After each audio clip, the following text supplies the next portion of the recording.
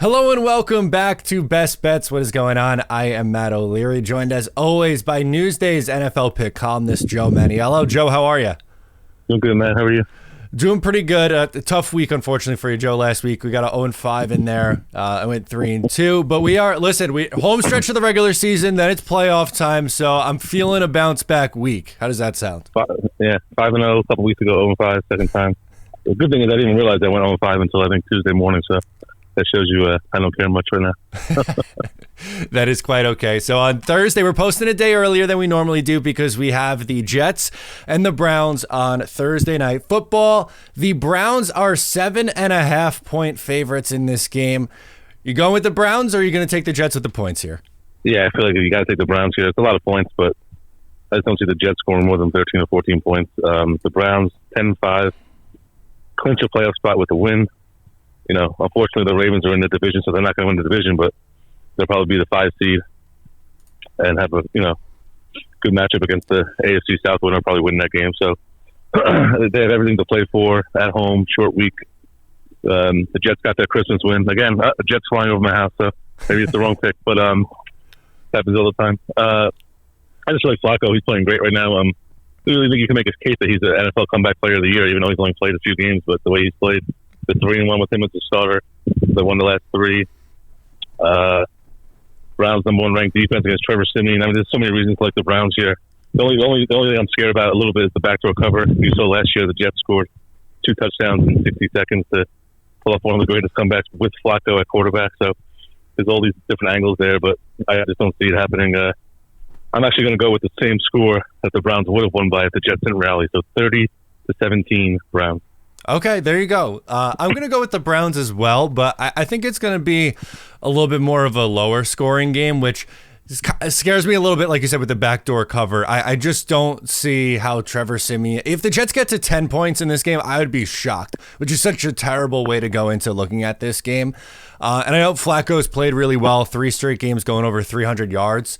The Jets defense hasn't allowed a 300-yard passer in 2 years now. So I don't necessarily think he's going to have that same level of, elite performance, put up in the high 20s to low 30s of points.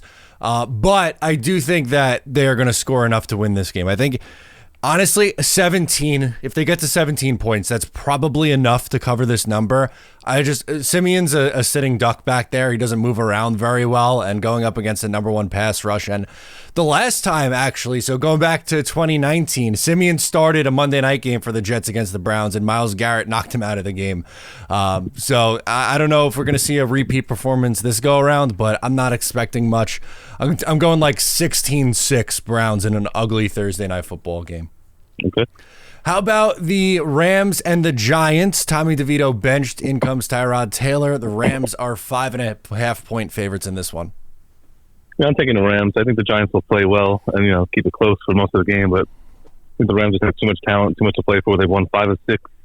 The only loss was that 37-31 overtime thriller at Baltimore, a game they pretty much outplayed the Ravens, who are the best team in the NFL right now after beating the 49ers 12-3. So I think the Rams are. They're not going to go to the Super Bowl, but they're a contender. I mean, they'll make some noise. They can make some noise in the playoffs. They're kind of one of those teams people don't want to face in the playoffs, kind of like the Bills in the AFC, getting hot at the right time. 8-7, and I don't think the whole 1 p.m. West Coast thing is an issue here because they played on Thursday Night Football last week, so they had a whole week. They've had over a week off. They'll be fine. And Sean McVay, Matthew Stafford, Cooper Kupp, Puka Nacua. I mean, I just think they have too much talent for the Giants, but maybe like I don't know, 27-17 kind of game. I don't know, something like that, 23-13. I think they do enough, it's close at half, and then they pull away and cover. There you go. You took my score. I was going to go 27-17 Rams. I like the Rams. Came up with that, yeah, there you go. I like the Rams a lot this week. I think their offense is getting hot at the perfect time. They were kind of hanging around this season, staying relevant and in the mix and in the NFC wildcard race. That's really all you need to do. But they're hitting their Stafford's playing his best football now late down the stretch.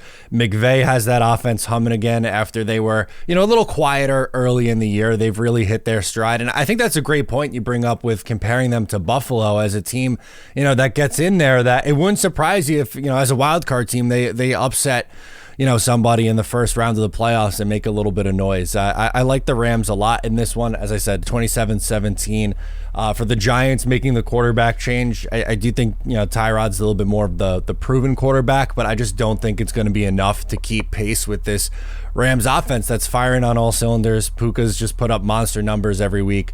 Stafford looks like, honestly, he could be in an MVP conversation with how he's played recently. So I'm going to go with the Rams as well in this one. Let's get to our game of the week, one that I'm excited for. Sunday at 1 o'clock. You got the Ravens and the Dolphins. Ravens are 3.5-point favorites here. Who do you like in this one? Yeah, I mean, I wish the game was a standalone game, and nice to watch the whole game instead of, back and forth to the red zone. I'm not really sure why they didn't flex this game out. But this is basically a battle for the top seed, home field in the AFC, so it's a big game. After the way the Ravens played last week, I mean, I get it if you wanted to take them because of the Ravens, but I feel like the half point is huge here. The hook, the Dolphins, all the puns reel me in. I'm taking the Dolphins plus 3.5. Last year, I picked them. Last year they were my pick to win the Super Bowl because I just thought Mike McDaniel was going to be this offensive genius. And that game, week 2, they won 42-38. They were down 35-14 entering the fourth quarter, and they just came back. It just shows you that kind of offense is never out of any game. And the Ravens defense is much better, and that's not going to happen this time. But I think it'll be a close game, a 3-point game either way. The Ravens probably win, but I wouldn't be shocked if the Dolphins win. And I'm just going to take that. That's like the main reason I'm taking them, because the extra half. If it was 2.5, I'll probably take Baltimore. I mean, last week's win was great. I thought the Niners would win by a touchdown, so I was surprised by that. But not that it was fluky, but 4 interceptions, that's some of them were, deflections. So I don't want to make it like the Baltimore's like 85 Bears that can't be beaten now. So they've had some games at home this year, even though they dominated teams like the Lions and Seahawks. They probably should have lost to the Rams. They lost to the Colts in overtime. So they're not like an unbelievable team where they can't lose. So, you shouldn't be surprised if the Dolphins win game. There's only 3.5-point spread. So I feel like Dolphins have a lot of good mojo going. They beat the Cowboys last week by 2. They've been winning these games. They haven't been able to have a signature road win. Lost to Buffalo, lost to Philadelphia. So I feel like that's kind of the narrative around them, and maybe they can feed off of that and make a statement. So I'll take the 3.5. There you go. I'm going to go with the Ravens minus 3.5 in this one. The hook scares me a little bit, though. I'll be honest. But for me, it's the last thing you said, the signature win on the road, I think is a legitimate criticism about this Dolphins team. Now, beating the Cowboys in the fashion that they did, I think was a statement game for them. This team can't beat a team over 500. They haven't had a win over a quality opponent, and they finally got that one out of the way. But with how Baltimore's been playing, they're on a 9-1 stretch in their last 10 games, and I think Lamar Jackson's just been playing on another level. Him pairing up with Todd Monken as the offensive coordinator, I think's been huge for him. And something else you mentioned too with the Ravens, their defense and how improved they've been this year. Kyle Hamilton's been great in his second year. One of the best safeties in the game. I think it's going to be a tight one, but I think at the end the Ravens pull away a little bit. I'm going to go 27-20. The Ravens win this one. Okay. How about a best bet? What's one that jumps out to you there? Well, my best bets this year have been awful. I'm 4-11-1 in the paper, so I'm going to just go on a hunch here. I just have a feeling this game's going to be closer than people think. I'm taking the Arizona Cardinals plus 10.5 at Philadelphia. The Eagles all year have been even though they were 10-1, they were always winning these weird games. They usually could have been 7-4. They lost 3 in a row. Then they let the Giants hang around and had a chance Christmas night.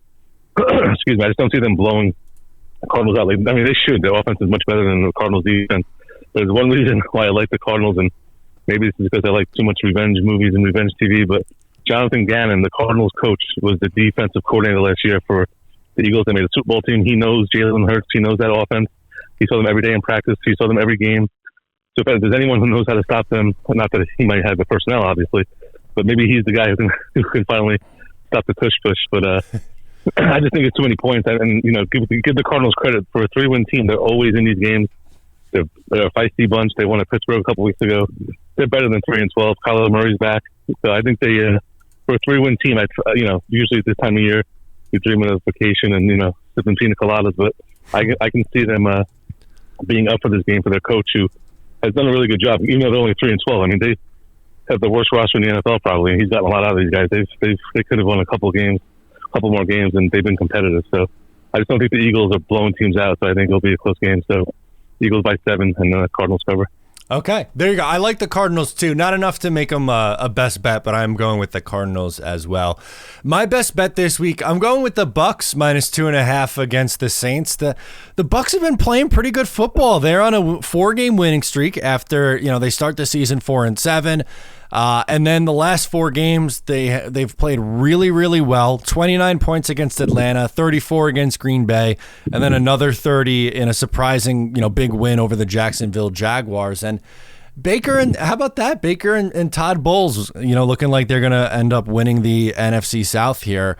Huge game, obviously, with, the Saints, who are still in the mix at 7-8. What a bad division that's been. But they've been such a boring team for me this year. I think Carr's been disappointing going there. Their defense has been good, but they're really a frustrating watch on offense. And I like the hot team right now. I love that it's under 3 points in this spread for the home team in the Bucks, and I think they win lower scoring 24-20 kind of game here. Yeah, I like the Bucks too. I think Baker Mayfield should be in the MVP conversation. He's been great. Yeah. That's not crazy at all. How about underdog that I know you went Cardinals, but another underdog you like? Yeah, I could have went Cardinals there, but made just have some fun, make it the best bet. I'm gonna go with the Lions +6 Saturday night at Dallas. I think Dallas wins the game. They're 7-0 at home. Last week was the first time they lost back-to-back games in 2+ years. But I'm just gonna go with the Lions because I feel like the spread is it reminds me of that Seattle game Thursday night. In Week 13, Dallas won 41-35. They didn't cover as 8.5-point favorites. I think the Lions show up here. They still have a shot at the 1 seed. And even though they clinched the division last week for the first time in 30 years, I don't see the letdown factor being in play here because, like I said, they can still improve their playoff seed. And I think they just have too much offense. I think Cowboys will score 30+, but I think the Lions could score 30+ too. So I think this is like a 35-31, 38-34 kind of game. Exciting back and forth Saturday night game, but the spread is just too high. So I'm going to take the Lions getting 6. Yeah, there you go. I also like the Lions this week. I agree. I think that's going to be a tight game, but Dallas probably ends up pulling that one out late. For me, I'm going to go with the Bengals getting 7 points against Kansas City. The game's in Kansas City, and I know Bengals came back to earth a little bit in a 34-11 loss. A beatdown at the hands of the Pittsburgh Steelers there. But Kansas City really hasn't looked right on offense, especially coming out of the bye week. They've scored 20 points or less 4 times in their 6 games. Since coming out of the bye, and outside they beat up on the Patriots, who are not very good right now. But Cincinnati, they still have something to play for, and I don't think they're going to win the game. Like, I think all things considered, the Kansas City Chiefs are going to end up winning this one, but I'm not convinced they're winning by more than a touchdown in this one. Something like, again, a 24-20, 23-20 kind of game. I just don't have that same faith right now in Kansas City offensively as you normally do.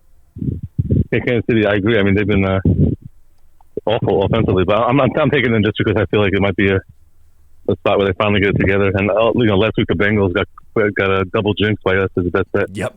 I think they might have been run out of gas now.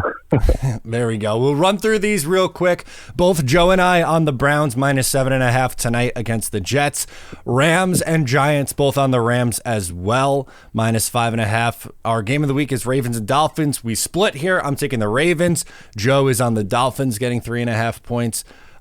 Best bet, I'm going with the Bucks -2.5, and Joe is on the Cardinals +10.5, and then underdog picks, Bengals +7 for me, Lions +6 for Joe. Joe, appreciate you joining me as always. Good luck this week, and we'll talk again soon. All right, Matt. Thank you.